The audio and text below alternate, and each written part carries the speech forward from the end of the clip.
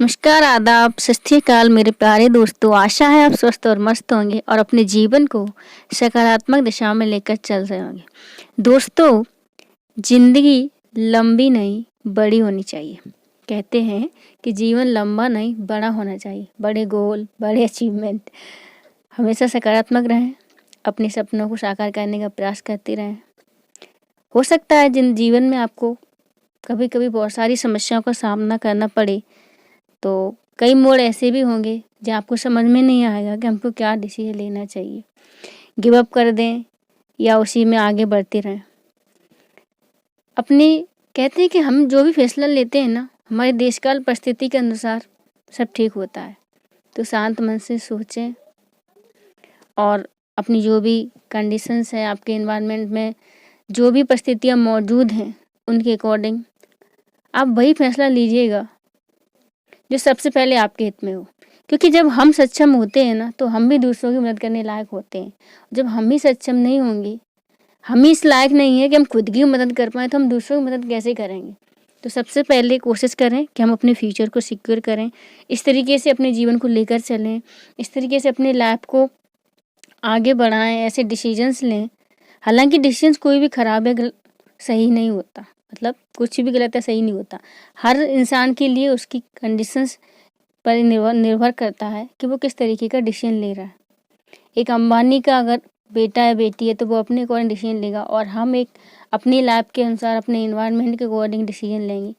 तो अपने according decision लीजिए और डिसीजन सोच समझ के लीजिए, जिसको कि हम आगे कंटिन्यू रख पाएँ। ऐसा नहीं है कि हमें पता ही नहीं है कि हमने क्या क्या डिसीजन ले लिए। आज हमने एक डिसीजन ले लिया, कल को मन हुआ अरे या नहीं ये तो गलत है, फिर दूसरा डिसीजन लेना शुरू कर दिया। फिर परसों पता चलता है कि नहीं ये भी सही नहीं रहेगा, मुझे चेंज करना चाहिए, मुझे ये करना चाहिए। तो बहुत सोच समझ के डिसीजन लीजिए, क्योंकि इतना आसान नहीं होता हर बार गिव अप करना, हर बार फिर से आगे बढ़ना, क्योंकि आप ही कहीं ना कहीं डिमोटिवेट होते हैं उससे। तो जो भी डिसीजन लीजिए सोच समझ कर, कि अगर सफलता मिली तो भी मेरा और असफलता मिली तो भी मेरा। डिसीजन आपका है तो सफलता असफलता भी आपकी ही होनी चाहिए, उसके लिए किसी और को ब्लेम मत करना। इसलिए बहुत ही सोच समझ के डिसीजन लीजिए। लाइफ है, जब तक हम करेंगे नहीं तो हमको पता कि नदी अगर बहती रहती है, तैरना हर किसी को नहीं आता, लेकिन हम उसमें जब चलते हैं, धीरे धीरे चलना सीखते हैं, तैरना भी सीख जाते हैं। जब तक हम कोशिश ही नहीं करेंगे तो उसके फिर विशेषज्ञ कैसे बनेंगे। तो चलते रहिए और लाइफ का मज़ा लीजिए। होता है क्या है ना, समस्या जब आती है तो एक समय के बाद फिर हमें उनकी आदत हो जाती है। चल यार, ये तो आती रहती है ना, इनको भी देखते हैं हम। तो फिर उनको फेस करने की आपको ना एबिलिटी आ जाती है कि कोई फर्क नहीं पड़ता, ये तुम्हारे जीवन के एक अंग बन गई है। तो बोलते कि आ जाओ तुम आ जाओ, तुम्हारा स्वागत है, हम भी देखते हैं कितनी बड़े हो यार, है ना। हमसे बड़े तो नहीं हो सकती समस्याएं। अगर हम ठान लेना तो वाकई बड़ी से बड़ी समस्या सूक्ष्म होती है। उसको देखने के नज़रिए चेंज कर दीजिए ना, देखने के नज़रिए चेंज कर दीजिए, बस चीज़ें बदल जाएंगी। समस्या आती, मैं मानती हूँ, समस्या हर किसी के पास है। अंबानी का जो लड़का होता है, मान लो अभी करोड़ों में खेल रहा है, कल को जाके उसकी संपत्ति अगर लाखों में रह गई ना, तो उसको भी लगेगा यार मैं तो गरीब हो गया। मतलब उसके सामने भी ये समस्या है। समस्या हर किसी के सामने है, बस उसको फेस करने का किसमें जज्बा है, किसमें ताकत है, वो अलग चीज़ है। तो आप अपना मनोबल कभी डाउन ना करें। समस्या आई है, मैं ये भी मानती हूँ कि हम इंसान हैं, हम भगवान नहीं हैं, तो कभी डिमोटिवेट नहीं होंगे, या कभी डिप्रेस नहीं होंगे, या कभी रोएंगे नहीं। रो लीजिए, रोने का मन है तो खूब सारा रोइए। किसी के पैसे थोड़ी लग रहा है, किसी को क्या प्रॉब्लम है, हम रो रहे हैं, हमारी समस्या है, रो लीजिए, मन हल्का हो जाएगा। लेकिन फिर से चिंतन कीजिए कि आखिर इन समस्याएं आई हैं तो ऐसा कोई ना कोई तो दरवाज़ा होगा जो इनसे हमें उभरने का रास्ता देता होगा। ऐसा कभी नहीं होता कि सारे गेट बंद हो जाए कहीं। थोड़ा सा सोचने की ज़रूरत है, थोड़ा सा सोचने की ज़रूरत है। और हर किसी में कोई ना कोई एक एबिलिटी, एक विशेषज्ञता जरूर होती है, जो अपने जीवन को सरल करने के लिए काफ़ी होती है। किसी की बराबरी नहीं करनी है आपको। सूर्य और चंद्रमा में फ़र्क है, तो फिर हम एक जैसे कैसे हो सकते हैं, हम किसी से अपनी कंपेयर कैसे कर सकते हैं। टीना डॉबी का आप एग्जाम्पल लेंगे, वो IAS बन गई, तो क्या उसके फैमिली कंडीशंस अलग नहीं थी क्या, उसको सपोर्टेड सारी चीज़ें अलग नहीं थी क्या। आप उससे कंपेयर करेंगे, आप अपनी कंडीशन में रह के बेहतर करना सीखिए कि हमारी जो भी कंडीशंस हैं हम उनमें ही बेहतर करके दिखाएंगे। हम सबसे बढ़कर हैं, अपने आप को पहले इतना सीखिए। जब भी हमको आगे बढ़ना हो तो कंपटीशन हमने हमेशा उससे करना जो आपको सबसे आगे हो, और जब हम डिमोटिवेट हो रहे हैं, हमको लगे कि हमारे पास कुछ नहीं है, तब ऐसे व्यक्ति से कंपैरिजन करना जो आपसे सबसे पीछे हो। तो कंपैरिजन की भी कंडीशंस अलग अलग होनी चाहिए। जब हमें मोटिवेशन चाहिए ना कि हम आगे कैसे बढ़ें, हम पढ़ें या बड़ा कुछ बने, तो हमें सबसे आगे दौड़ में दिखना चाहिए, सबसे आगे कौन है दौड़ में, उसके साथ कंपटीशन करो, फिर मज़ा आएगा आपको दौड़ने में, आगे बढ़ने में।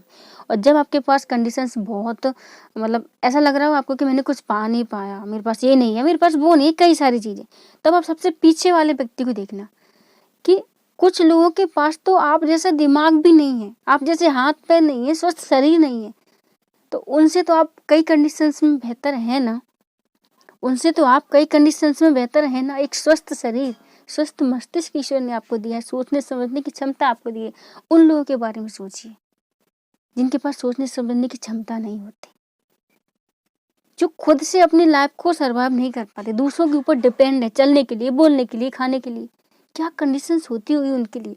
वो तो सिर्फ पता यही सोचते होंगे कि ईश्वर मैं एक बार दुनिया को अपनी आंखों से देख लूं, सोचते होंगे ना जो देख नहीं पाते। हे भगवान मैं एक बार चल के इस दुनिया को देख लूं, मैं खुद से चल पाऊं, मैं किसी पे डिपेंड ना रहूं, मैं अपने हाथों से खाना खा लूं, मैं भी पढ़ूं, मैं भी इतने मार्क्स लाऊं, मैं भी ये बनूं, मैं भी वो बनूं। जब वो लोग सर्वाइव कर रहे हैं तो आप तो उनसे कई कंडीशंस में बेहतर हैं। तो प्लीज़ डिप्रेस या डिमोटिवेट होने की जरूरत नहीं है, थोड़े पल के लिए सही है, लेकिन फिर से अपने आप को उठाएं और अपनी लाइफ को आगे ले जाएं। ये मैंने बात यूं ही नहीं कही है आपसे, मैं कोई भी बात किसी को ऐसे ही नहीं बोलती, मैं अपनी लाइफ के एक्सपीरियंस से सब कुछ बोलती हूँ, मैंने बहुत कुछ फेस किया है। आप तो लगता है कि ज़िंदगी में ठीक है, समस्या आती है तो बहुत मज़ेदार है, मतलब अब लगता है कि वो भी एक पार्ट है लाइफ का, आओ चलो मैं भी आपको ना फील करती हूँ। तो समस्याएं ज़िंदगी में आनी ही हैं और उनको फेस करना है, आगे बढ़ते चलें अपनी लाइफ में, अपने गोल को अचीव करते चलें। तो आज हमारा अर्थशास्त्र का जो लेक्चर है, अर्थशास्त्र में हम सामाजिक विज्ञान और अर्थशास्त्र के एक परिचय सारी चीज़ों को पढ़ेंगे। अर्थशास्त्र के कौन कौन से क्षेत्र होते हैं, प्राथमिक क्षेत्र में कौन कौन सी गतिविधियाँ होती हैं, द्वितीयक क्षेत्र में कौन कौन सी गतिविधियाँ होती हैं और तृतीयक क्षेत्र में सारी गतिविधियों को हम पढ़ेंगे। यानी अर्थव्यवस्था क्या है, एक समग्र उसकी हम इंट्रोडक्शन को जानेंगे, उसके विभिन्न सारे क्षेत्रों को जानेंगे, प्राथमिक, द्वितीयक, तृतीयक, चतुर्थ, पंचम, है ना। तो अर्थव्यवस्था के इन सारे क्षेत्रों को हम विस्तार से जानेंगे कि एक बदलते समय में अर्थव्यवस्था ने अपने रूप को कैसे कैसे इनोवेट किया है, किस तरीके से उसने अपने में सुधार किया है, क्या क्या नए नए उसमें चीज़ें ऐड हुई हैं, कौन कौन से क्षेत्र ऐड हुए हैं, क्या है अर्थव्यवस्था का एक समग्र अध्ययन। अगर हम बात करें मानव जीवन में का जो संपूर्ण अध्ययन है वो अर्थव्यवस्था से ही जुड़ा हुआ है। हर चीज़ में, हर पहलू पर, हर पद पर आपको अर्थव्यवस्था से रिलेटेड गतिविधियाँ मिल जाएंगी। तो आज हम अर्थव्यवस्था के एक संपूर्ण परिचय को देखेंगे, बहुत ही विस्तार से और बहुत ही स्वीट शब्दों में, और उसके विभिन्न क्षेत्रकों के बारे में भी क्या करेंगे, अध्ययन करेंगे। तो हम देखते हैं कि अर्थशास्त्र क्या है। तो अर्थशास्त्र एक ऐसा सामाजिक विज्ञान है जिसमें राजनीतिक विज्ञान, जिसमें हमारी पॉलिटिक्स भी शामिल होती है, जिसमें हमारी जियोग्राफी भी शामिल होती है, मैथ, सोशियोलॉजी, मनोविज्ञान जिसे हम साइकोलॉजी बोल देते हैं, इंजीनियरिंग, कानून यानी लॉ, मेडिकल और अन्य कई सारी बिजनेस, यानी सारे क्षेत्रों की हिस्सेदारी इकोनॉमी में होती है। यानी इकोनॉमी हमारे जीवन के संपूर्ण क्षेत्रों का क्या एक विस्तृत अध्ययन है, जिसमें हम गणित, मनोविज्ञान, इंजीनियरिंग, कानून, चिकित्सा, राजनीति, भूगोल, समाजशास्त्र सारी चीज़ों का क्या करते हैं, अध्ययन करते हैं। अर्थशास्त्र की खोज निजी और सामाजिक लक्ष्यों को पूरा करने के लिए संसाधनों का सबसे तार्किक और प्रभावी उपयोग नियत करना है। यानी अर्थशास्त्र का जो लक्ष्य क्या है, जितने भी हमारे निजी और सामाजिक लक्ष्य हैं उनको पूरा करने के लिए हम संसाधनों का कितने बेहतर तरीके से यूज कर रहे हैं, उनका तार्किक रूप से और प्रभावी उपयोग, यानी संसाधनों की बर्बादी ना हो और वो अधिक से अधिकतम लोगों के लिए क्या हो, यूजफुल हो। इस तरीके से जब हम संसाधनों का यूज करते हैं तो उसे क्या करते हैं, हम अर्थशास्त्र के अंतर्गत क्या है, अध्ययन करते हैं कि हमारे पास जितने भी उपलब्ध संसाधन हैं उनका कैसे हम बेहतर तरीके से तार्किक और प्रभावी उपयोग कर पा रहे हैं।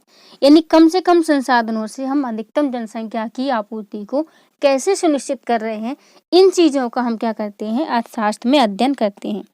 अर्थशास्त्र में क्या रहता है, उत्पादन रोजगार, यानी हम क्या मैन्युफैक्चर कर रहे हैं, कितने एम्प्लॉयमेंट दे रहे हैं लोगों को, कितना इन्वेस्टमेंट कर रहे हैं, कितनी सेविंग कर रहे हैं, हम हेल्थ पर कितना खर्च कर रहे हैं, हमारे पास कितनी मनी है, हमारा बैंकिंग सिस्टम कैसा है, हमारा टैक्सेशन कैसा है, हमारे खर्चे कैसे हैं।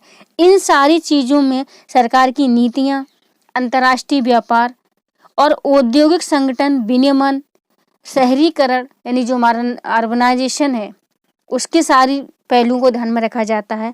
हमारे पर्यावरणीय मुद्दे हैं, यानी हम जो विकास कर रहे हैं, जो हमने इकोनॉमी में अपना उत्पादन कर रहे हैं, जितने खर्चे कर रहे हैं, जो भी विकास कर रहे हैं, उसका एनवायरनमेंट पर क्या इफेक्ट पड़ रहा है, इन्वायरमेंट पर क्या इफेक्ट पड़ रहा है। कानूनी मामले क्या हैं, जैसे कि किसी भी इंडस्ट्री को लगा रहे हैं तो उसमें भूमि अधिग्रहण के कई सारे कानून होते हैं, है ना, लाइसेंसिंग की कई सारी व्यवस्था होती है। तो उन सारे पहलुओं पर क्या अर्थशास्त्र के केंद्र में हम एक विस्तृत अध्ययन करते हैं। नहीं, अर्थशास्त्र के केंद्र में इन सभी पहलुओं पर हम क्या करते हैं, बात करते हैं, अध्ययन करते हैं, क्योंकि ये सभी पहलू कहीं ना कहीं अर्थशास्त्र के हिस्से हैं। हमारे भूगोल के रूप में, हमारे समाज विज्ञान के रूप में, कानून, गणित, मनोविज्ञान, कई सारे पहलुओं के रूप में अर्थशास्त्र क्या है, एक विस्तृत शास्त्र है, जिसमें हम मानव जीवन के समस्त पहलुओं पर क्या करते हैं, अध्ययन करते हैं।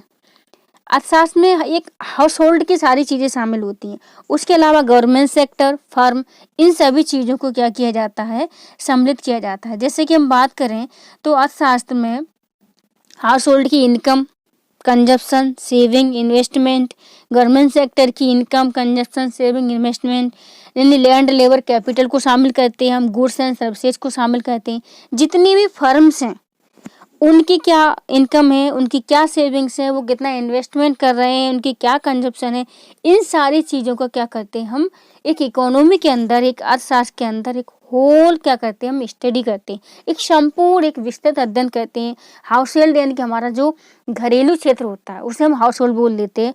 गवर्नमेंट सेक्टर में सरकार की आय, सरकार के खर्चे, सरकार का इन्वेस्टमेंट, सरकार की अन्य कई सारी सेविंग्स, फर्म्स, जितने भी इंडस्ट्री या बड़े बड़े उद्योग समूह हैं तो वो फर्म से आ जाते हैं। फर्म्स की क्या इनकम है, उनकी सेविंग्स क्या है, वो कितना कंज्यूम कर रहे हैं, और उनकी इन्वेस्टमेंट कहाँ है, कहाँ कहाँ कितना इन्वेस्टमेंट हो रहा है अर्थव्यवस्था में। तो इन तीनों की ही जो इनकम होती है, जो सेविंग होती है, जो इन्वेस्टमेंट होता है, जो कंजप्शन होता है, उनका क्या करते हैं, हम अर्थव्यवस्था के अंदर विस्तृत अध्ययन करते हैं। ओके, अब हम जानेंगे अर्थशास्त्र को कि अर्थशास्त्र क्या है, उसके परिचय से संबंधित होंगे। जो इकोनॉमिक्स है, अर्थशास्त्र, वो दो शब्दों से मिलकर बना है, अर्थ और शास्त्र। अर्थ का मतलब होता है धन से संबंधित, यानी कि मनी, अपना सपना मनी। तो अर्थ का मतलब होता है धन से संबंधित, और अध्ययन का मतलब, जो शास्त्र है उसका मतलब होता है अध्ययन। तो धन से संबंधित हम जो अध्ययन करते हैं, धन से संबंधित अध्ययन को क्या बोल देते हैं हम, इकोनॉमिक्स, अर्थशास्त्र बोल देते हैं। अर्थशास्त्र के जो फादर हैं, यानी फादर ऑफ इकोनॉमिक्स, वो एडम स्मिथ हैं, और उनकी जो प्रसिद्ध बुक है, फेमस बुक है, वेल्थ ऑफ नेशंस। तो अर्थशास्त्र क्या है, धन के अध्ययन से संबंधित शास्त्रीय अर्थशास्त्र है। इसके जनक हैं एडम स्मिथ, और उनकी पुस्तक है वेल्थ ऑफ नेशन। ओके, अर्थव्यवस्था अर्थशास्त्र का व्यवहारिक रूप है, यानी जब हम उसका विषय के रूप में अध्ययन कर रहे होते हैं तो वो अर्थशास्त्र कहलाएगा, कोई एक विशेष विषय कहलाएगा। लेकिन जब हम अपने व्यवहारिक जीवन में उसका उपयोग करते हैं तो हम उसको अर्थव्यवस्था बोल देते हैं। जैसे कि अर्थव्यवस्था किसी न किसी देश से जुड़ी होगी, भारत की अर्थव्यवस्था, अमेरिका की अर्थव्यवस्था, चीन की अर्थव्यवस्था, रूस की अर्थव्यवस्था, यूक्रेन की अर्थव्यवस्था, स्विट्जरलैंड की अर्थव्यवस्था, दक्षिण अफ्रीका की अर्थव्यवस्था, ब्राजील की अर्थव्यवस्था। यानी जब किसी देश विशेष से उसको जोड़ देते हैं और जब हम उसका व्यवहारिक अध्ययन करते हैं किसी क्षेत्र विशेष के संदर्भ में, तो हम उसको अर्थव्यवस्था बोल देते हैं। अर्थशास्त्र के अध्ययन को जब हम व्यवहारिक रूप से, नहीं प्रैक्टिकली जब हम यूज में लाते हैं, तो क्या कहते हैं, उसे अर्थव्यवस्था कहते हैं। अर्थव्यवस्था एक क्षेत्र है, कोई भी क्षेत्र हो सकता है, भारत का, चाइना का, रशिया का, यूक्रेन का, India, America, Switzerland, Brazil, Canada, यानी कोई भी एक क्षेत्र हो सकता है। तो अर्थव्यवस्था क्या है, एक क्षेत्र है जहां आर्थिक वस्तुओं एवं सेवाओं के माध्यम से क्या करते हैं, आर्थिक गतिविधियों का निष्पादन किया जाता है। यानी किसी भी क्षेत्र में, चाहे वो इंडिया हो या फिर हमारा पड़ोसी पाकिस्तान हो, उसके क्षेत्र में जो भी आर्थिक वस्तुएं और सेवाएं हैं, गुड्स एंड सर्विसेज हैं, उनका जो आर्थिक गतिविधियों का जब हम अध्ययन करते हैं, निष्पादन करते हैं, यानी वो अपने संसाधनों को कैसे यूज कर रहे हैं, गुड सर्विसेज को कैसे उत्पाद कर रहे हैं, कैसे लोगों तक सेवाओं को पहुंचा रहे हैं, कैसा उत्पादन हो रहा है, इन सभी चीज़ों का जब क्या करते हैं, गतिविधियों का अध्ययन और निष्पादन उनका जो हो रहा है, व्यवहारिक जो प्रैक्टिकली चीज़ें हो रही हैं, उसे क्या बोल लेते हैं हम, अर्थव्यवस्था बोल लेते हैं। यानी किसी क्षेत्र में आर्थिक वस्तुओं और सेवाओं के माध्यम से जितनी भी इकोनॉमिक एक्टिविटीज़ हैं, हम उनको कैसे निष्पादित कर रहे हैं, कैसे कर रहे हैं उन कामों को, तो उसे हम क्या करते हैं, अर्थव्यवस्था में अध्ययन करते हैं। जब हम किसी देश की उसकी समस्त आर्थिक क्रियाओं के संदर्भ में परिभाषित करते हैं तो उसे अर्थव्यवस्था कहते हैं। जैसे कि चीनी अर्थव्यवस्था, कोई भी एग्जाम्पल ले सकते हैं आप, सिंगापुर की अर्थव्यवस्था, फ्रांस की अर्थव्यवस्था, इस तरीके से क्या है, हम क्या है एग्जाम्पल दे सकते हैं। यानी जब हम अर्थशास्त्र का व्यवहारिक रूप से अध्ययन करते हैं तो क्या कहते हैं, उसको अर्थव्यवस्था कहते हैं। किसी क्षेत्र में आर्थिक वस्तुओं सेवाओं के माध्यम से आर्थिक गतिविधियों के निष्पादन को ही क्या कहा जाता है, अर्थव्यवस्था कहा जाता है। आई होप आपको क्लियर हुआ होगा। तो इकोनॉमिक्स क्या है, एक सोशल साइंस। ये social science concern chiefly with description and analysis of the production, distribution and consumption of goods and services. तो अर्थशास्त्र क्या है, एक सामाजिक विज्ञान है जो क्या करता है, उत्पादन, वितरण और खपत, किसकी, वस्तुओं और सेवाओं की उत्पादन, वितरण और खपत के बारे में क्या है, एक विस्तृत अध्ययन और विश्लेषण प्रदान करता है। यानी वस्तुओं और सेवाओं के उत्पादन, वितरण और खपत के बारे में जो एक विस्तृत अध्ययन और विश्लेषण है, वही क्या है, आपका इकोनॉमिक्स है। ओके, अब हम इम्पोर्टेंस ऑफ इकोनॉमिक्स देखेंगे कि इकोनॉमिक्स का इम्पोर्टेंस क्या है।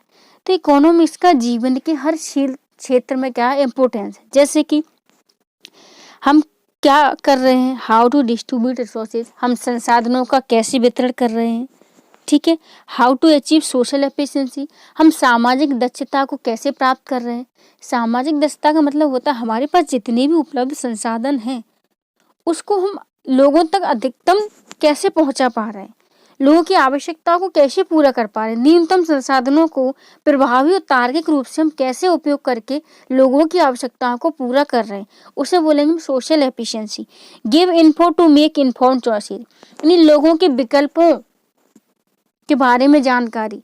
यानी मार्केट में जितनी चीज़ें उपलब्ध हैं तो हमारे पास विकल्प होते हैं ना कि हम कौन सी चीज़ लें या कौन सा, जैसे मोबाइल लेने जाते तो हम रेडमी का लें या सैमसंग का लें, एप्पल का लें, हमारे पास कई सारी चॉइसेज उपलब्ध है ना। तो ये है इकोनॉमी। इन इकोनॉमी में कितनी सारी चॉइसेज हैं। Give forecast for economy, in economy के लिए एक विस्तृत आगे का परिदृश्य हमको प्रदान करता है। How to fix market failure, यानी बाजार की जो असफलताएं होती हैं उनके बारे में हमको यहाँ पर बताता है कि कैसे मार्केट क्या है असफल हो जाता है। अंडरस्टैंडिंग कंज्यूमर बिहेवियर, उपभोक्ता के व्यवहार की समझ पैदा करता है अर्थव्यवस्था यानी अर्थशास्त्र। उपभोक्ता का व्यवहार का मतलब है कि एक कंज्यूमर की मार्केट में क्या डिमांड है, कि उसको क्या चीज़ चाहिए। जो कंज्यूमर की डिमांड होती है उसी के अकॉर्डिंग क्या किया जाता है, प्रोडक्शन किया जाता है। मान लीजिए हम लोगों की डिमांड एप्पल के मोबाइल की होगी तो फिर मार्केट में जितनी भी कंपनियां फर्म्स मौजूद हैं वो क्या करेंगी, फिर एप्पल के जो मोबाइल्स हैं उनको क्या करेंगी, प्रोडक्शन करेंगी ज़्यादा से ज़्यादा, क्योंकि मार्केट में वही स्टेबल रह पाता है जो कंज्यूमर की डिमांड को क्या करता है, फुलफिल करता है। इकोनॉमी इसी डिमांड और सप्लाई पर ही बेस्ड है। अगर डिमांड और सप्लाई का साइकिल खराब हो जाता है तो इकोनॉमी क्या हो जाती है, धराशायी हो जाती है। डिमांड के अकॉर्डिंग अगर सप्लाई होती रहेगी तो इकोनॉमी क्या है, एक सुचारू रूप से चलती रहेगी। तो इकोनॉमी का मेन जो कॉन्सेप्ट है वो डिमांड और सप्लाई पर ही आधारित है। डिमांड और सप्लाई, कंज्यूमर की क्या डिमांड है और फर्म ने उनको क्या सप्लाई किया। ये अगर हमारी डिमांड किसी और चीज़ की है, मान लो हमको तो पिज्ज़ा खाना है और मार्केट में प्रोडक्शन बर्गर का हो रहा है, तो डिमांड सप्लाई डिफरेंट है। जो हमारी डिमांड थी वो हमको सप्लाई नहीं हुआ तो मार्केट क्या है ना, ज़्यादा दिनों तक नहीं चल पाएगा। लेकिन हमारी पिज्ज़ा की डिमांड अगर मार्केट में पूरी की जा रही है, हमको सप्लाई हो रहा है, तो क्या है वो मार्केट इकोनॉमी चलती रही, क्योंकि हमको डिमांड थी और डिमांड के अकॉर्डिंग हमको सप्लाई हुई। तो क्या मार्केट में जो मनी का जो साइकिल है, प्रोडक्शन, एम्प्लॉयमेंट और कई सारी गतिविधियों का, जैसे कि मान लो एक उपभोक्ता ने डिमांड की तो जो उसने डिमांड की तो उस कंपनी में फर्म में क्या हुआ, उत्पादन हुआ। उत्पादन करने के लिए लोगों की जरूरत हुई तो उनको रोजगार मिला। जब उनको रोजगार मिला तो उनको इनकम हुई और उनकी इनकम हुई तो फिर उन्होंने क्या किया, अपने बच्चों के हेल्थ पर, एजुकेशन पर खर्च किया।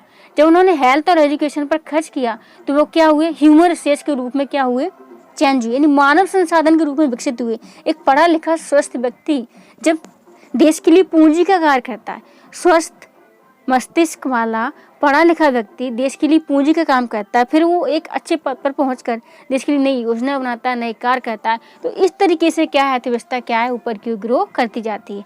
यानी डिमांड और सप्लाई का फैक्टर अगर सही चल रहा है तो आपकी अर्थव्यवस्था क्या है, बहुत ही सही वे में जा रही है। अपॉर्चुनिटी कॉस्ट ऑफ डिसीजंस, जो भी हम निर्णय लेते हैं तो उनके अवसर की कीमत, हमारे निर्णय सही समय पर लिए जाएं। यानी अभी एक ऐसे आया था यूपीएससी के एग्जाम में कि छप्पर मरम्मत करने का सही समय तब होता है जब धूप खिली हो। यानी हमारे सही समय पर लिए गए सही निर्णय, सही समय पर लिए गए सही निर्णय ही हमारे जीवन को आगे ले जाते हैं। गलत समय पर लिए गए सही निर्णय का कोई वैल्यू नहीं होता। ओके, नेक्स्ट हम देखते हैं व्यष्टि एवं समष्टि अर्थशास्त्र। अर्थशास्त्र की क्या है, दो शाखाएं हैं, एक व्यष्टि है और एक समष्टि है। तो व्यष्टि और समष्टि में सिर्फ इतना अंतर है, व्यष्टि मीन्स एक व्यक्ति विशेष की आर्थिक गतिविधियों का अध्ययन और समष्टि मीन्स अर्थव्यवस्था के संपूर्ण पहलुओं का अध्ययन। Short and sweet. व्यष्टि मीन्स किसी व्यक्ति विशेष की, यानी मान लो मेरी क्या इनकम है, मैं क्या कंज्यूम करती हूँ, मैंने क्या इन्वेस्टमेंट किया, मेरी सेविंग्स क्या है, मुझसे रिलेटेड जितनी भी इकोनॉमिक गतिविधियाँ हैं उनका जब आप अध्ययन करेंगे तो बोलेंगे कि ये क्या है, आपका व्यष्टि अर्थशास्त्र। लेकिन जब एक इकोनॉमी का आप संपूर्ण पहलुओं पर अध्ययन करते हैं, जैसे कि इंडिया की इकोनॉमी हो गई, तो इंडिया की इकोनॉमी में कौन कौन से फैक्टर पर उत्पादन किया जा रहा है, कितनी सेविंग्स है, कितना कंज्यूमिंग है, कितना टैक्सेशन उसको प्राप्त हो रहा है, कितना उसका इंपोर्ट और एक्सपोर्ट है, अन्य कई सारी गतिविधियाँ, प्राथमिक द्वितीयक क्षेत्र कैसा प्रदर्शन कर रहे हैं। तो जब हम अर्थव्यवस्था के समग्र पहलुओं पर एक विस्तृत अध्ययन प्रदर्शित करते हैं, विस्तृत अध्ययन को करते हैं, तो उसको क्या बोल देते हैं, व्यष्टि अर्थशास्त्र बोल देते हैं। ओके, नेक्स्ट चलिए व्यष्टि अर्थशास्त्र को पढ़ भी लेते हैं, मैंने अभी समझा दिया आपको। सूक्ष्म अर्थशास्त्र भी कह देते हैं इसको, माइक्रो इकोनॉमिक्स। मानव क्रिया के प्रभावों का अध्ययन करता है, किसका करता है, व्यक्तिगत मानव क्रिया, एक इंडिविजुअल पर्सन, मैं या सिर्फ आप। जब आप अपनी इकोनॉमिक क्रियाओं का अध्ययन करेंगे तो बोलेंगे व्यष्टि अर्थशास्त्र, और मैं अपने का करूंगी तो व्यष्टि अर्थशास्त्र, मोदी जी के अकेले करेंगे तो व्यष्टि अर्थशास्त्र। यानी किसी व्यक्ति विशेष, एक पर्सन विशेष की गतिविधियों का, एक इंडिविजुअल पर्सन का जब हम उसकी इकोनॉमिक एक्टिविटीज का अध्ययन करते हैं तो बोलते हैं कि ये व्यष्टि अर्थशास्त्र है या सूक्ष्म अर्थशास्त्र है। ओके, किसी व्यक्ति के वित्तीय स्वास्थ्य की कुंजी है, व्यक्तिगत संसाधन भी दुर्लभ है, कोई हमेशा दूसरे डॉलर, समय के घट या नए कौशल का उपयोग कर सकता है। सीधी सी बात यह है कि व्यक्तिगत मानव क्रिया के प्रभावों का अध्ययन क्या है, व्यष्टि अर्थशास्त्र है। ज़्यादा आपको दिमाग लगाने की जरूरत नहीं है। इंडिविजुअल के लिए आप किसी भी इकोनॉमिक रिलेटेड एक्टिविटी का जब अध्ययन करेंगे तो वही होगा कि आपका व्यक्तिगत या व्यष्टि या सूक्ष्म अर्थशास्त्र, जिसको इंग्लिश में माइक्रो इकोनॉमिक्स बोल देते हैं। ओके, किसी के संसाधनों का सबसे संतोषजनक आवंटन प्राप्त करना, किसी के संसाधनों का सबसे संतोषजनक आवंटन प्राप्त करना और आवंटन समस्याओं का अध्ययन करने और जीवन भर के निर्णय लेने की क्षमता होती है इंडिविजुअल में। यानी क्या होता है, जब हम किसी व्यक्ति विशेष की आर्थिक गतिविधियों का अध्ययन कर रहे होते हैं तो बोल लेते हैं व्यष्टि अर्थशास्त्र। ठीक है, अब हम देखेंगे मैक्रो इकोनॉमिक्स, समष्टि अर्थशास्त्र। समष्टि अर्थशास्त्र में क्या होता है, हम अर्थव्यवस्था का समग्र रूप से अध्ययन करते हैं कि अर्थव्यवस्था कैसे व्यवहार कर रही है, उसमें इन्फ्लेशन की क्या कंडीशन है, मूल्य स्तर क्या है, विकास दर कैसी रह रही है, जीडीपी बोलते हैं ना, जीडीपी की ग्रोथ रेट आईएमएफ के अनुसार 2021-22 में इतनी रहेगी, 22-23 में इतनी रहने वाली है, 23-24 में इतनी रहने वाली है ना। राष्ट्रीय आय क्या है, नेशनल इनकम, सकल घरेलू उत्पाद, जीडीपी और अन्य कई सारी रोजगार दरें, यानी एम्प्लॉयमेंट रेट क्या है, बढ़ रही है, घट रही है, कितने लोग एम्प्लॉयमेंट मिला इस ईयर में। तो इन सारी चीज़ों को क्या करते हैं, हम समष्टि अर्थशास्त्र मैक्रो इकोनॉमिक्स में अध्ययन करते हैं। राजनेताओं से लेकर शिक्षकों तक, पत्रकारों से लेकर शहरी योजनाकारों तक मैक्रो इकोनॉमिक्स की गहन समझ का नेतृत्व कौशल, निर्णय लेने और एक समृद्ध सामाजिक भविष्य की योजना बनाने की क्षमता एक मजबूत प्रभाव पड़ता है। सीधी सी बात यही है कि समग्र जो अर्थशास्त्र होता है, व्यष्टि अर्थशास्त्र होता है, उसमें हम अर्थव्यवस्था के समग्र पहलुओं पर अध्ययन करते हैं, चाहे वो रोजगार की दर हो, मुद्रास्फीति हो, जीडीपी वृद्धि दर हो, विकास दर हो, राष्ट्रीय आय हो, है ना, प्रति व्यक्ति आय हो, वो अर्थव्यवस्था के समस्त पहलुओं में क्या हो जाता है, शामिल हो जाता है। टाइप ऑफ इकोनॉमिक्स जो हमने अभी देखे हैं, तब उनको कई पहलुओं पर देखेंगे, जैसे कि on the basis of employment, यानी लेवल ऑफ डेवलपमेंट, जो विकास की स्थिति है, विकास का स्तर है, उसके आधार पर आपको 3 प्रकार की अर्थव्यवस्था मिलेंगी।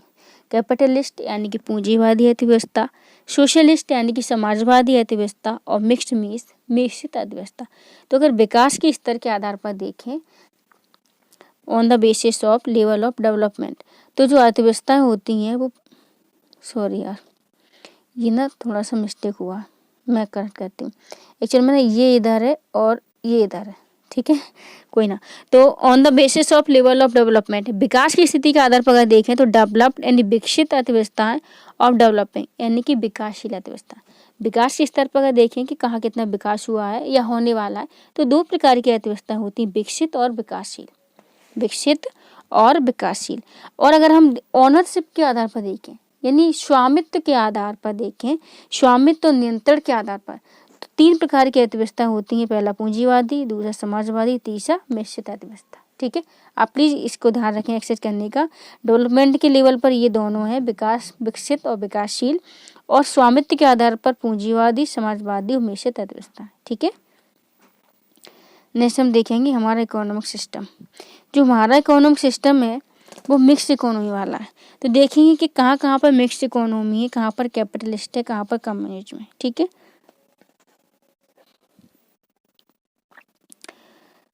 जो प्योर प्लान्ड इकोनॉमी होती है, पूर्णतः नियोजित अर्थव्यवस्था होती है, उसको बोल देते हैं कम्युनिज्म। ठीक है, और प्योर फ्री मार्केट को प्योर कंपटीशन यानी प्रतिस्पर्धी बाजार बोल देते हैं। जहाँ फ्री मार्केट का मतलब होता है जहाँ हम अपनी निजी गतिविधियों करने के लिए स्वतंत्र होते हैं, सरकार का कोई नियंत्रण नहीं होता, हमको कहाँ कैसा इन्वेस्टमेंट करना है, किस चीज़ का इन्वेस्टमेंट करना है, किस फर्म की स्थापना करनी है, इस चीज़ के लिए हम जब स्वतंत्र होते हैं पूरी तरीके से, तो उसको फ्री मार्केट बोल देते हैं, है ना।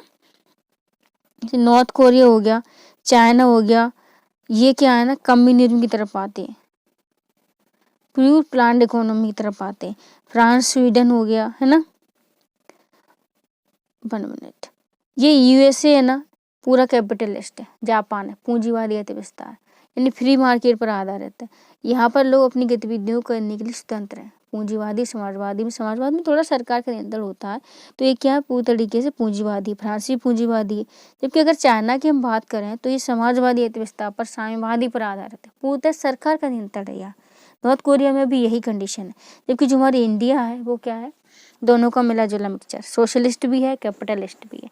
तो हमारे क्या मिक्स्ड इकोनॉमी पाई जाती है। ओके, कैपिटलिस्ट इकोनॉमी क्या होती है, यानी जो पूंजीवादी अर्थव्यवस्था होती है क्या है, उसके क्या क्या फैक्टर हैं, देखिए मैं बताती हूँ आपको क्या है।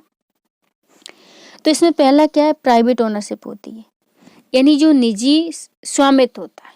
जैसे मैं अपना कोई भी उद्यम शुरू करना चाहूँ तो उस पर मेरा स्वामित्व होगा, आप अगर अपना शुरू करना चाहते तो उस पर आपका स्वामित्व होगा, यानी कि यहाँ पर सरकार का कोई कंट्रोल नहीं है। तो पहली विशेषता क्या है उसकी, निजी स्वामित्व होगा, प्राइवेट ओनरशिप होगी।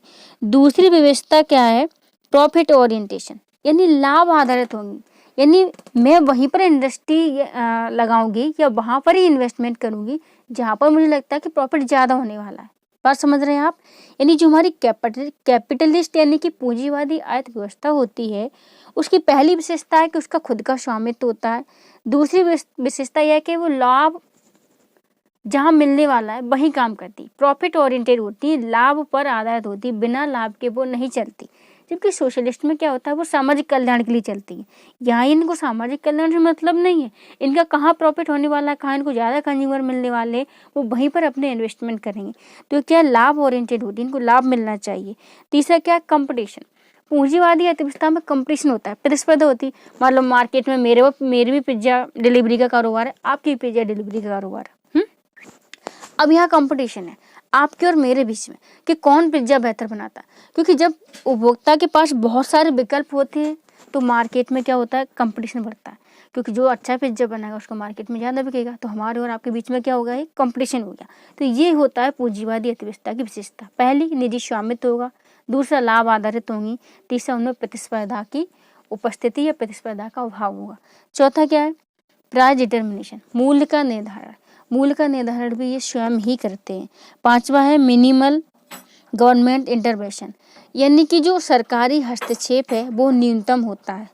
जो कैपिटलिस्ट इकोनॉमी है, पूंजीवादी अर्थव्यवस्था है, उसमें सरकार का हस्तक्षेप क्या होता है, न्यूनतम होता है। तो जो पूंजीवादी अर्थव्यवस्था है उसकी 5 विशेषता हो गई। पहला क्या है, निजी स्वामित्व होता है। दूसरा लाभ आधारित होती है। तीसरा प्रतिस्पर्धा पाई जाती है। चौथा मूल्य का निर्धारण करते हैं ये लोग, और सरकार का जो हस्तक्षेप होता है वो क्या होता है, न्यूनतम होता है। निजी स्वामित्व, लाभ ओरिएंटेड, कंपटीशन, मूल्य निर्धारण और क्या होता है, न्यूनतम सरकारी हस्तक्षेप। यानी क्या है, पूर्णतः पूंजीवादी जो अर्थव्यवस्था होती है सरकार का हस्तक्षेप बिल्कुल नहीं होता, बहुत ही कम होता है। ठीक है, अब देखेंगे हम अर्थशास्त्र के प्रकार। मैं पूंजीवादी अर्थव्यवस्था को अभी शॉर्ट एंड स्वीट में पढ़ के आई हूँ, उसी को यहाँ पे फिर से बता दे रही हूँ आपको, है ना। तो पूंजीवादी अर्थव्यवस्था में क्या होता है, वस्तुओं सेवाओं के उत्पादन के साधनों पर बाजार यानी कि निजी प्राइवेट सेक्टर का क्या होता है, नियंत्रण होता है। मूल्य का निर्धारण बाजार के आधार पर मांग आपूर्ति पर निर्भर करता है, डिमांड और सप्लाई, है ना। इसे बाजार मूल्य प्रणाली भी कहा जाता है। यानी सीधी सी बात है, जो हमारी पूंजीवादी अर्थव्यवस्था है उसमें नियंत्रण किसका होगा, उत्पादन के साधनों पर, बाजार का होगा। मूल्य का निर्धारण किस आधार पर होगा, डिमांड और सप्लाई के आधार पर। इसलिए इसे हम क्या बोल लेते हैं, बाजार मूल्य प्रणाली कह देते हैं। पूंजीवादी अर्थव्यवस्था में निजी क्षेत्र का क्या होता है, प्रभुत्व होता है। अंबानी का अपना स्वामित्व है, अडानी का अपना स्वामित्व है, टाटा बिरला का अपना स्वामित्व है। इस तरीके से सरकारी हस्तक्षेप सीमित होता है और इसमें प्रतिस्पर्धा यानी कंपटीशन की नीति पाई जाती है। जब कंपटीशन होता है मार्केट में तो उपभोक्ता के लिए विकल्प क्या हो जाते हैं, बढ़ जाते हैं। पूंजीवादी अर्थव्यवस्था में विशेषज्ञीकरण दिखता है, यानी लोग अपने अपने फील्ड में क्या होते हैं, बहुत ही वेल एजुकेटेड और एक्सपीरियंस्ड पर्सन होते हैं। सरकार नियामक के रूप में केवल नियम बना सकती है, यानी बहुत ही न्यूनतम मिनिमम इंटरफेयर होता है इनका। बस इनका एक रेगुलेशंस बना सकती है कि ये हैं अपने इंडस्ट्री स्थापित करने के नियम, बस उसके अलावा उसका इंटरवेंशन नहीं होता उसमें। इस अर्थव्यवस्था में सुचारू नेतृत्व तो होता है, परंतु क्या होता है, पूंजीवादी अर्थव्यवस्था के अंदर सदैव उत्पादन होता है, यानी हमेशा ही उत्पादन करते हैं, जिससे मंदी एवं आर्थिक विषमता जैसी समस्या का सामना करना पड़ती है। कभी कभी क्या होता है, बहुत ज़्यादा प्रोडक्शन हो गया और उत्पादन हो गया, उतनी सप्लाई नहीं हुई, तो फिर क्या होगा, एक मंदी की स्थिति समस्या हो जाएगी पैदा। आर्थिक विषमता यानी कुछ लोगों के पास बहुत सारी पूंजी है, कुछ लोगों के पास बिल्कुल भी पूंजी नहीं है। तो ये कई सारी कंडीशन हमें सोसाइटी में देखने को मिलती हैं पूंजीवादी अर्थव्यवस्था में। यानी कुछ लोगों के पास बहुत सारी संपत्ति है, 70% के लगभग, और जो बच्चे मान लो 1% लोगों के पास 70% संपत्ति है, और जो 99% लोग बच्चे उनके पास सिर्फ 30% संपत्ति वो लोग हैं। तो क्या ये आर्थिक विषमता है, यानी एक व्यक्ति के पास इतना धन है आवश्यकता से अधिक, और एक व्यक्ति की रोजमर्रा की दिनचर्या की जो दिनचर्या की आवश्यकता है उनको पूरा करने के लिए धन नहीं। तो ये क्या, एक इनइक्वालिटी पैदा हो जाती है समाज में, विषमता पैदा हो जाती है। दूसरा क्या रहता है, जब उत्पादन बहुत अधिक मात्रा में होता है तो फिर मंदी जैसी जो समस्या है उनको फेस करना पड़ता है। अधिकतर विकसित देश क्या होते हैं, पूंजीवादी अर्थव्यवस्था को ही अपनाते हैं। ओके, क्लियर हुआ आपको। चलिए नेक्स्ट देखते हैं, टाइप ऑफ कैपिटलिज्म। अब पूंजीवादी अर्थव्यवस्था भी कई प्रकार की होती है। पूंजीवादी अर्थव्यवस्था भी क्या है, कई प्रकार की होती है। जैसे कि पहला देखेंगे हम टर्बो कैपिटलिज्म। इसमें क्या रहता है, अनरेगुलेटेड फॉर्म ऑफ कैपिटलिज्म। जो टर्बो कैपिटलिज्म है यानी पूंजीवादी कैपिटलिज्म, उसमें क्या रहता है, ये कोई इसमें नियंत्रण नहीं रहता, कोई इसमें विनिमय नहीं रहता, अपने आप जैसा चला जा रहा है वैसे चलता रहता है। जबकि जो एडवांस्ड कैपिटलिज्म होता है वो एक स्थिर इकोनॉमी की विशेषता है, जिसमें बहुत सारी जो जीवन के स्तर हैं वो उच्च हाई लेवल के होते हैं। और क्रॉनिक कैपिटलिज्म में क्या होता है, मोनोपोली पावर होती है, किसी एक ही व्यक्ति का क्या हो जाता है, मोनोपोली स्थापित हो जाती है। An influence of organised crime business. मान लीजिए मार्केट में मोनोपोली का मतलब होता है वही मार्केट है, और किसी एक चीज़ के उत्पादन के लिए एक ही व्यक्ति का वहाँ क्या मोनोपोली। अब उपभोक्ता के बाद मैं कैसे एग्जांपल दूँ आपको, हाँ मान लीजिए मोबाइल की मार्केट मान लीजिए, तो मोबाइल में मान लीजिए सिर्फ मार्केट में एक ही कंपनी है मोबाइल की, वो है एप्पल, और कोई है नहीं, ना सैमसंग है ना रेडमी ना। तो अब एप्पल की मोनोपोली हो गई मार्केट में, क्योंकि उसके अलावा तो कोई मोबाइल बेचता ही नहीं है। तो फिर वो क्या करेगा, कंज्यूमर के लिए दिक्कत हो जाएगी, क्योंकि अगर किसी की मोनोपोली है तो वो अपनी गुणवत्ता में भी कमी कर सकता है, फिर भी हमको खरीदना पड़ेगा। वो उसकी प्राइजेज भी बढ़ा सकता है, फिर भी हमको खरीदना पड़ेगा, क्योंकि हमें तो उसकी आवश्यकता है। तो जब मार्केट में किसी की मोनोपोली क्रिएट हो जाती है तो उसको ही बोल देते हैं हम क्रोनिक कैपिटलिज्म, एकाधिकारता, उसी का स्वामित्व होना, दूसरा उसके कंपटीशन के लिए कोई है ही नहीं। तो फिर उसकी चाहे क्वालिटी में कमी करे या फिर उसकी वो क्या प्राइस बढ़ा दे, वो कुछ भी डिसीजंस ले सकता है। स्टेट कैपिटलिज्म में क्या होता है, मोस्टली ये कैपिटलिज्म इकोनॉमी है, बट क्या होता है इसमें स्ट्रॉन्ग पॉलिटिकल कंट्रोल होता है, यानी राजनीतिक नियंत्रण बहुत ज़्यादा होता है। जैसे कि चाइना में इसे राज्य पूंजीवाद बोल देते हैं, स्टेट कैपिटलिज्म, यानी राज्य का बहुत ही अधिक मात्रा में नियंत्रण होता है, इसे बोलते हैं हम क्या है, स्टेट कैपिटलिज्म। रिस्पॉन्सिबल कैपिटलिज्म क्या होता है, इसमें रेगुलेशंस भी होते हैं और सामाजिक कल्याण की बात भी की जाती है। एक जिम्मेदार पूंजीवादी होता है। रेस्पॉन्सिबल कैपिटलिज्म यानी इसमें क्या होगा, जो विनिमय भी होंगे, पूरा रूल्स रेगुलेशंस को फॉलो किया जाएगा, है ना, और सामाजिक कल्याण को भी क्या किया जाएगा, ध्यान में रखा जाएगा। तो कैपिटलिज्म में कई प्रकार हमने देखे। पहला हमने टर्बो कैपिटलिज्म देखा, जिसमें क्या होता है कोई रेगुलेशंस नहीं होता। फिर हमने एडवांस कैपिटलिज्म को देखा, जिसमें क्या होता है जो लिविंग स्टैंडर्ड होते हैं बहुत ही हाई होते हैं। फिर हमने क्रॉनिक कैपिटलिज्म में देखा, जिसमें क्या होता है किसी एक व्यक्ति की मार्केट में मोनोपोली स्थापित हो जाती है। स्टेट कैपिटलिज्म में क्या होता है, राजनीतिक हस्तक्षेप बहुत ज़्यादा होता है। जबकि एक रिस्पॉन्सिबल कैपिटलिज्म क्या होता है, इसमें रेगुलेशंस भी होते हैं और सामाजिक कल्याण को भी ध्यान में रखा जाता है। ओके, अब देखते हैं हम फीचर्स ऑफ सोशलिस्ट इकोनॉमी। तो यानी सामाजिक अर्थव्यवस्था की क्या विशेषताएं होती हैं। फीचर्स ऑफ सोशलिस्ट इकोनॉमी, सामाजिक इकोनॉमी की क्या विशेषताएं होती हैं। तो एक सामाजिक अर्थव्यवस्था, समाजवादी अर्थव्यवस्था जो होती है उसकी विशेषता पहला क्या है, कलेक्टिव ओनरशिप, सामूहिक स्वामित्व होता है, सरकार का भी होगा, पूरा सरकार के जितने भी लोग होंगे तो वो सामूहिक स्वामित्व पर आधारित होता है। सेंट्रल इकोनॉमिक प्लानिंग, केंद्रीय नियोजन, केंद्रीय आर्थिक नियोजन होता है, यानी योजनाएं बनाई जाती हैं पूरी। और no choice for consumers, consumer के लिए कोई चॉइस नहीं होती। जब सरकार सामाजिक कल्याण के लिए कार्य कर रही है तो वो आपकी चॉइस को ध्यान में थोड़ी रखेगी, उसको तो ये ध्यान में रखना है कि समाज के न्यूनतम स्तर पर बैठा व्यक्ति है उसकी भी आवश्यकताएं फुलफिल हो सके। तो वो लगभग सबकी आवश्यकताओं को ध्यान में देख कर नहीं चलती, लेकिन मिनिमम बेसिक जो नीड है सबकी पूरी हो जाए। तो सरकार कोई फैक्ट्री या कुछ भी, मान लो पीडीएस सिस्टम है, तो सरकार ने क्यों शुरू किया, सरकार ने आपको चॉइस नहीं दी है। सरकार चाहती है कि समाज के निचले पायदान पर बैठा जो व्यक्ति है, जिसके खाने पीने की पोषण की आवश्यकता फुलफिल नहीं हो पा रही, उनके लिए हम ये लेकर आए। आंगनवाड़ी, मिड डे मील, ये सब क्या है, समाज के निचले तबके को बेहतर पोषण मिल सके, बेहतर स्वास्थ्य मिल सके।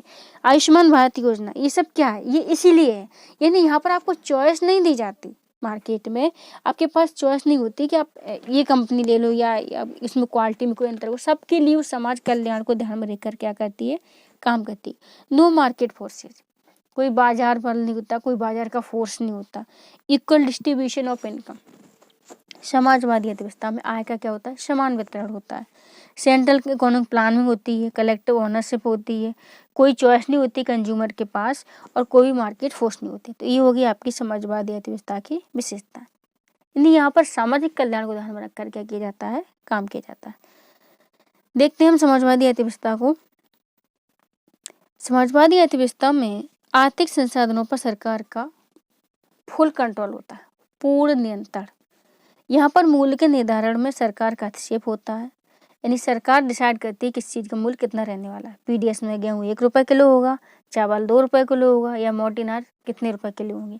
इन सारी चीज़ों क्या करता है, सरकार निर्धारण करती है। मांग पूर्ति को नियंत्रित सरकार ही करती है। इस तरह की प्रणाली को हम क्या बोल देते हैं, प्रशासनिक मूल्य प्रणाली। ये भी सरकार की जो मशीनरी है वो मूल्यों का निर्धारण कर रही है। समाजवादी अर्थव्यवस्था में मुख्य रूप से सार्वजनिक क्षेत्र का प्रभुत्व होता है। नगण्य प्रतिस्पर्धा की नीति को अपनाते हैं, यानी कोई कंपटीशन है ही नहीं। जब सारा काम गवर्नमेंट को करना है तो फिर कंपटीशन किस बात का, गवर्नमेंट तो सोशल वेलफेयर के लिए कार्य कर रही है। नो कंपटीशन, सिर्फ सोशल वेलफेयर के उद्देश्य से कार्य किया जाता है। समाजवाद में एकाधिकार दर्शन होते हैं, नहीं ऐसा हमको देखने में आता है कि क्योंकि सरकार ही सारे काम करती है तो यहाँ सरकार की मोनोपोली जैसे हमको देखने को मिलती है। सरकार ये तीनों भूमिका नियामक की भी, यानी वही रेगुलेटर है, वही प्रोडक्टर है, और वही क्या आता है, सप्लाई करने वाला है। यानी वही नियामक है, वही उत्पादन करता है, वही क्या है, आपूर्ति करता है। समाजवादी अर्थव्यवस्था के केंद्र में उत्पादन के स्थान पर वितरण को रखा जाता है कि हम किस तरीके से वितरण कर रहे हैं कि हमारे देश के, हमारे क्षेत्र के, हमारे समाज के लोगों को उनकी आवश्यकताओं को पूरा किया जा सके, जिससे मुद्रास्फीति और राजकोषीय घाटा जैसी समस्याएं सामने आती हैं। मुद्रास्फीति यानी किसी वस्तु का मूल्य क्या हो जाना, गिर जाना, रुपए का मूल्य गिर जाना। राजकोषीय घाटा हो जाता है क्योंकि हम सोशल वेलफेयर के कार्य करते रहते हैं, हम नहीं सरकार।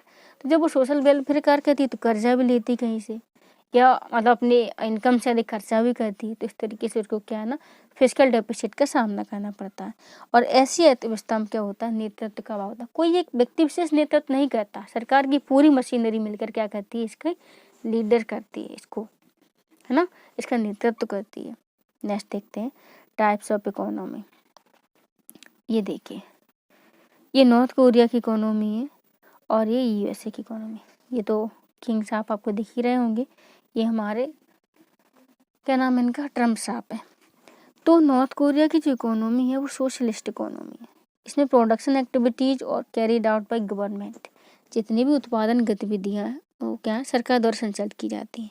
जबकि यूएसए की इकोनॉमी क्या है, कैपिटलिस्ट इकोनॉमी है। इसमें जो प्रोडक्शन एक्टिविटीज हैं वो क्या है, कैपिटलिस्ट इंटरप्रेन्योर, पूंजीवादी उद्यमियों द्वारा क्या की जाती हैं, संचालित की जाती हैं। Activities are carried out by capitalist entrepreneurs. Okay, ठीक है। गवर्नमेंट क्या डिसाइड करती है, सोशलिस्ट इकोनॉमी में गवर्नमेंट डिसाइड करती है कि how to produce, what produce, for whom produce. पहला कि व्हाट प्रोड्यूस, क्या उत्पादन किया जाए। पहला क्या डिसीजन होता है इनका कि क्या उत्पादन किया जाए। दूसरा डिसीजन होता है कैसे उत्पादन किया जाए, क्या कैसे। फिर तीसरा डिसीजन होता है किसके लिए उत्पादन किया जाए। इनके 3 डिसीजन पर क्या चलती है, कोई भी इकोनॉमी चलती है।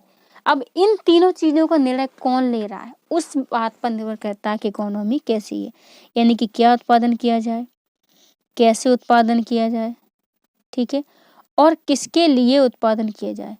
इन 3 चीज़ों का जो हमको उत्तर प्राप्त होता है उससे हम डिसाइड कर पाते हैं कि इकोनॉमी कैसी है, समाजवादी, पूंजीवादी या फिर मिश्रित। अगर इन तीनों चीज़ों को डिसीजन सरकार ले रही है तो हम बोलेंगे समाजवादी अर्थव्यवस्था है। और अगर तीनों चीज़ों को डिसीजन किसी प्राइवेट सेक्टर व्यक्ति द्वारा, निजी उद्यमी द्वारा लिया जा रहा है तो बोलेंगे हम क्या है, पूंजीवादी अर्थव्यवस्था है। तो क्या होता है, जो सरकार है समाजवादी अर्थव्यवस्था में, सरकार डिसाइड करती है कि व्हाट टू प्रोड्यूस, क्या उत्पादन किया जाए, हाउ टू प्रोड्यूस, कैसे उत्पादन किया जाए, for whom to produce as per needs of society, यानी किसके लिए उत्पादन किया जाए। It is also called centrally planned economy, इसलिए हम केंद्रीय नियोजित अर्थव्यवस्था भी बोल देते हैं। केंद्रीय नियोजित इसलिए क्योंकि केंद्र में जो सरकार है वो क्या कर रही है, सारी चीज़ों को डिसाइड कर रही है, पूरे प्लान्ड वे में ली जा रही है ना। पूंजीवादी अर्थव्यवस्था में एक पूंजीपति डिसाइड करता है कि what to produce, how to produce and for whom to produce as per force demand supply. पूंजीवादी अर्थव्यवस्था डिमांड सप्लाई के अकॉर्डिंग चलती, क्या उत्पादन करें, कैसे करें, किसके लिए करें। It is called market economy, इसको हम बाजार अर्थव्यवस्था भी बोल देते हैं। ओके, नेक्स्ट हम देखते हैं मिक्स्ड इकोनॉमी, यानी जो कि भारत की अर्थव्यवस्था है। इसकी क्या क्या फीचर्स हैं देखें हम। पहला क्या है, को survival of public and private sector. मिश्रित अर्थव्यवस्था में सार्वजनिक यानी कि सरकारी और प्राइवेट दोनों ही क्षेत्रों का क्या होता है, सह अस्तित्व होता है। इकोनॉमिक प्लानिंग होती है, पूरा आर्थिक नियोजन होता है। Safeguarding of consumer right, उपभोक्ता के अधिकारों की रक्षा की जाती है। इसमें उपभोक्ता के अधिकारों की क्या की जाती है, रक्षा की जाती है। और प्रोटेक्शन ऑफ लेबर राइट, जो श्रमिकों के अधिकार हैं उनका संरक्षण किया जाता है। तो मिक्स इकोनॉमी प्राइवेट और पब्लिक दोनों के अस्तित्व पर आधारित है। इसमें आर्थिक नियोजन होता है, ठीक है, उपभोक्ता के अधिकारों की रक्षा की जाती है और श्रमिकों के अधिकारों की भी क्या की जाती है, रक्षा की जाती है। ठीक है, मिश्र अर्थव्यवस्था पूंजीवादी समाजवादी का क्या मिश्रण है। कुछ आर्थिक क्रियाओं पर बाजार एवं कुछ पर सरकार का नियंत्रण होता है। मूल्य निर्धारण बाजार एवं सरकार दोनों द्वारा किया जाता है। जब दोनों को सामने तो दोनों ही डिसीजन लेते हैं, कुछ में सरकार तो कुछ में निजी क्षेत्र। सरकार नियामक के रूप में कार्य करती है। वर्तमान समय में भारत में मिश्रित अर्थव्यवस्था लागू है। ये अर्थव्यवस्था कम विकसित और विकासशील देशों में अधिक प्रचलित है। जो मिश्रित अर्थव्यवस्था क्या है ना, ऐसे देश जो अभी विकासशील हैं या फिर कम विकसित हैं, जिनमें विकास की गतिविधियां शुरू हुई हैं उनमें पाई जाती है। ओके, ये देखिए क्या इसके फीचर्स हैं। सेंट्रली प्लान्ड इकोनॉमी होती है, mixed economy, free market economy, ये है ना। और कंप्लीट गवर्नमेंट कंट्रोल होता है। कंप्लीट जो गवर्नमेंट कंट्रोल होगा वो सेंट्रली प्लान्ड इकोनॉमी पे होगा। मार्केट इकोनॉमी में नो गवर्नमेंट कंट्रोल होगा। और जो मिक्स्ड इकोनॉमी हुई उसमें दोनों के फीचर क्या होते हैं, अवेलेबल होते हैं। अर्थशास्त्र के और भी प्रकार होते हैं, अर्थशास्त्र के और भी प्रकार होते हैं आर्थिक गतिविधियों के आधार पर, जैसे closed economy and open economy. बंद अर्थव्यवस्था, बंद का मतलब आप समझते हो, मान ली किसी भी देश या एरिया जो है, मुझे अपने काम से काम है, ना किसी से लेना ना किसी से देना, इसे बोलते बंद अर्थव्यवस्था। लेना देने का मतलब क्या है, लेना मीन्स इंपोर्ट करना और देना मीन्स एक्सपोर्ट करना। यानी जब हम आयात निर्यात नहीं करते हैं तो उसे बोल देते बंद अर्थव्यवस्था, यानी हमें किसी की आवश्यकता ही नहीं है। बट ऐसा आज की दुनिया पॉसिबल नहीं है, ऐसा पॉसिबल नहीं है कि हम किसी की हमें जरूरत ही ना पड़े। तो देखते हैं क्या है बंद अर्थव्यवस्था। बंद अर्थव्यवस्था में आयात निर्यात नहीं होता है, ऐसी अर्थव्यवस्था जिसमें आयात और निर्यात नहीं होते हैं, इंपोर्ट एक्सपोर्ट नहीं होते हैं, क्लोज्ड इकोनॉमी कहलाती है। जो कोई देश अपने में ही इतना सक्षम हो कि उसे ना कोई निर्यात करना पड़े ना आयात करना पड़े, ऐसा तो कोई भी सक्षम नहीं है, नॉट पॉसिबल। ना हमारी इंडिविजुअल लाइफ में पॉसिबल है, ना हमारे कंट्री लेवल पॉसिबल है। क्योंकि जिस तरीके की व्यवहारिक गतिविधियां हमारी इंडिविजुअल लाइफ में होती हैं, जैसे हम अपने पड़ोसियों से व्यवहार करते हैं, वैसे ही देशों के भी पड़ोसी हैं, हमें एक दूसरे की आवश्यकताएं पड़ती हैं। ऐसा कोई भी सक्षम नहीं, चाहे वो अंबानी हो, अडानी हो या बहुत बड़े बड़े व्यक्तित्व हों, उनको भी एक दूसरे की आवश्यकता पड़ती है। कोई भी अपने आप में इतना पूरा सक्षम नहीं है। तो आई एम ह्यूमन बीइंग, है ना, तो ह्यूमन बीइंग है तो हम एक दूसरे के बिना सर्वाइव भी नहीं कर सकते। इस तरह की बंद अर्थव्यवस्था को वास्तविक रूप में लागू कर पाना किसी भी देश के लिए व्यवहारिक नहीं है, प्रैक्टिकली संभव नहीं हो पाता। आप नॉर्मल लाइफ में भी देखिए, घर में भी क्या चल पाता है, ऐसे कम नहीं।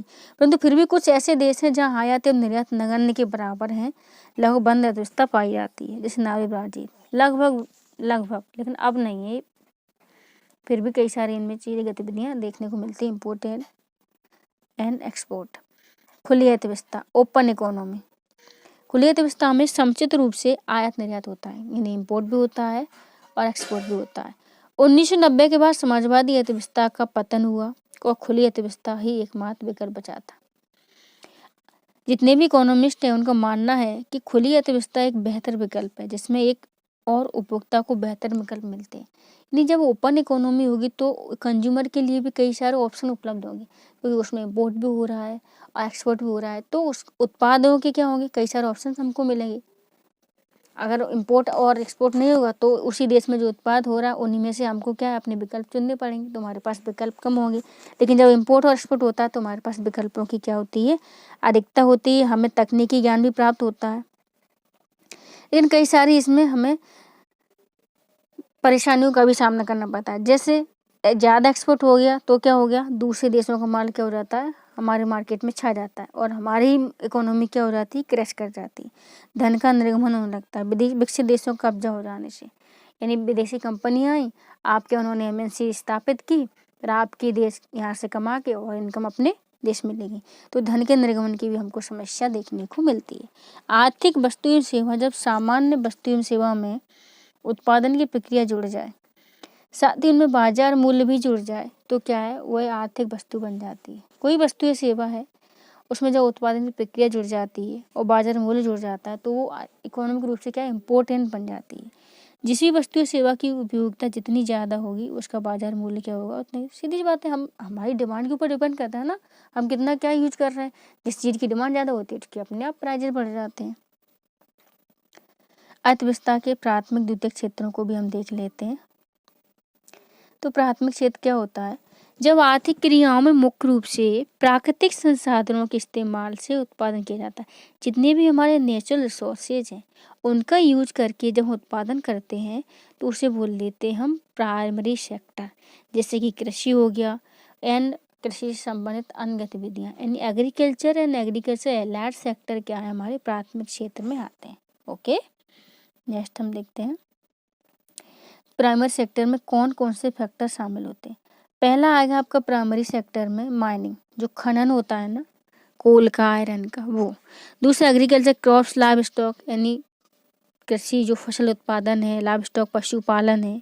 मिनरल एक्सट्रैक्शन जो खनिजों का उत्खनन हम करते हैं ना, ऑयल वगैरह, तेल रिफाइनरी हो गया, ये भी क्या है आपका प्राइमरी सेक्टर में आता है।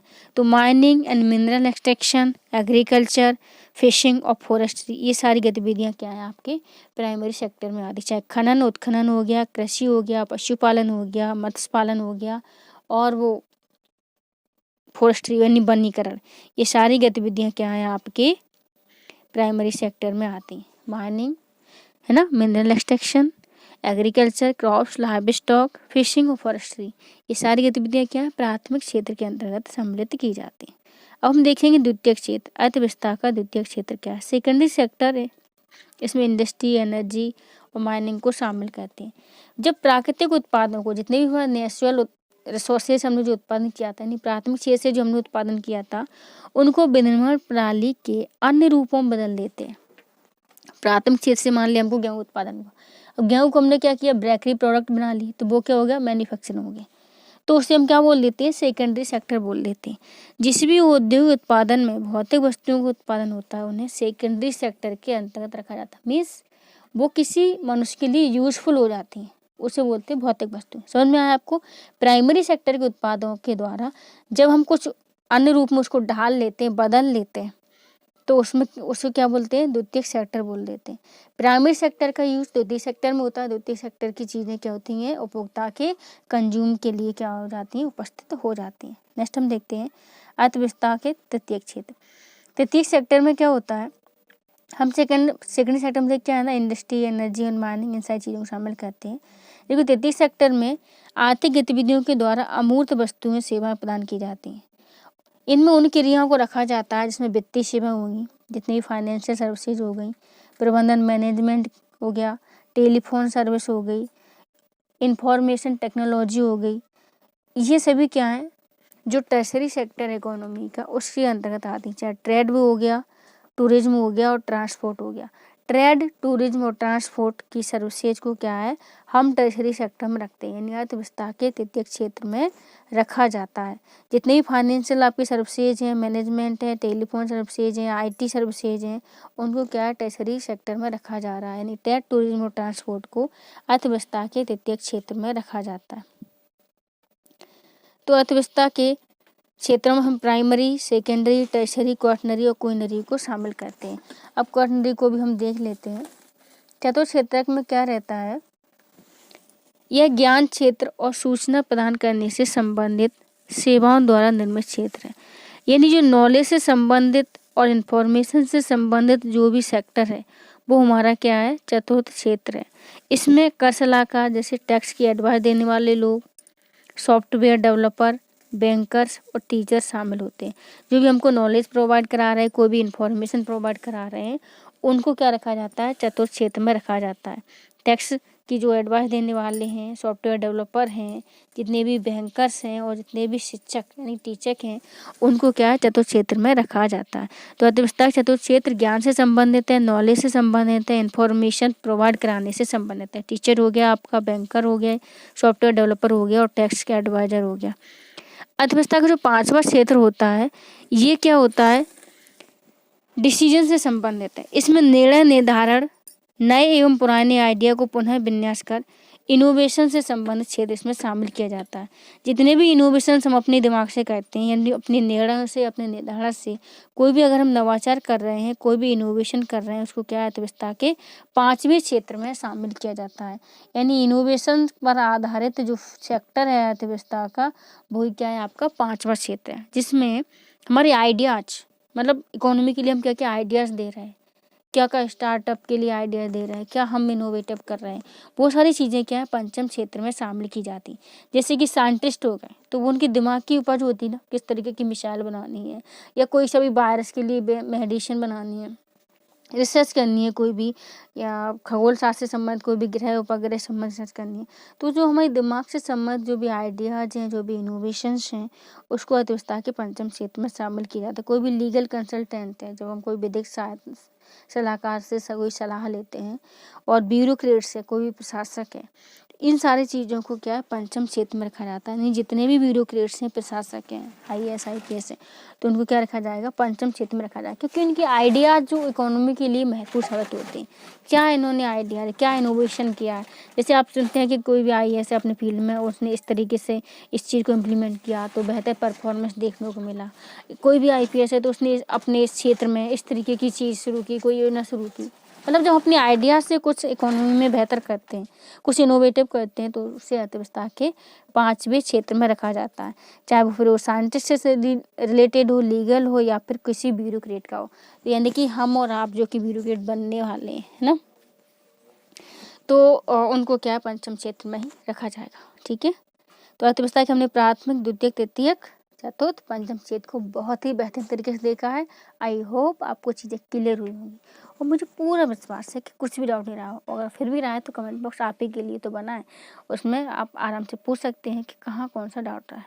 ठीक है, तो अर्थव्यवस्था की हमने विस्तृत परिचय को जाना, समष्टि अर्थशास्त्र, व्यष्टि अर्थशास्त्र, अर्थव्यवस्था के प्रकार हमने जाने, विकास के आधार पर विकसित और विकासशील, और स्वामित्व के आधार पर समाजवादी, पूंजीवादी और मिश्रित।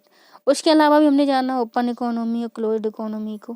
फिर हमने अर्थव्यवस्था के प्राथमिक क्षेत्र को जाना जिसमें प्राकृतिक संसाधनों का के उत्पादन करते हैं। फिर हमने द्वितीय क्षेत्र को जाना जिसमें प्राथमिक क्षेत्र के उत्पाद होते हैं उनका क्या है, हम उनको रूप चेंज करके विनिर्माण गतिविधियों में यूज करते हैं। थर्ड सेक्टर में हमने जाना जितने भी सर्विसेज होती हैं उनके बारे में। जो हमारा फोर्थ सेक्टर था उसमें हमने जाना कि नॉलेज रिलेटेड जितनी भी और जो इन्फॉर्मेशन रिलेटेड जितनी भी सेवाएं होती हैं वो चतुर्थ सेक्टर में आती है। पंचम में आपके ब्यूरोक्रेट, लीगल कंसल्टेंट और वैज्ञानिक आ जाते हैं। तो हमने आज अर्थव्यवस्था का बहुत ही शॉर्ट एंड स्वीट मेरे नज़रिए से तो बहुत ही मस्त अध्ययन किया। ठीक है, तो आज का लेक्चर हम यहीं समाप्त करते हैं। खुश रहें, स्वस्थ रहें, मस्त रहें, अपने जीवन को हमेशा सकारात्मक दिशा में ले जाएं, कभी भी डिमोटिवेट मत होना। आपका जीवन है यार, जिंदा दिली से वो कहते हैं ना, जिंदगी नाक में दम कर दो, इस तरीके से जियो। ठीक है, तो चलती हूँ। गुड लक, गुड बाय, जय हिंद, जय भारत।